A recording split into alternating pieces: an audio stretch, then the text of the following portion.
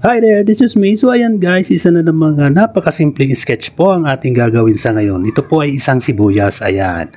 Konting kaalaman, ang sibuyas ay karaniwang sangkap ng mga lutuing Pilipino kung kaya't madalas itong makita sa kusina, ayan.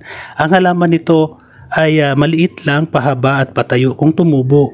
May bulaklak na tumutubo sa gitna ng halaman habang ang mabilog na ugat naman ang siyang inaani at ginagamit sa pagluluto. Sa ngayon, ang halaman na ito ay tinatanim at inaani saan mang bahagi ng mundo. Ayan.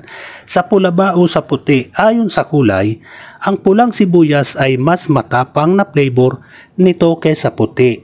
Mas bagay sa mga malasang recipe at sa mga raw preparation gaya ng kinilaw, salsa, salad at mga sausawan.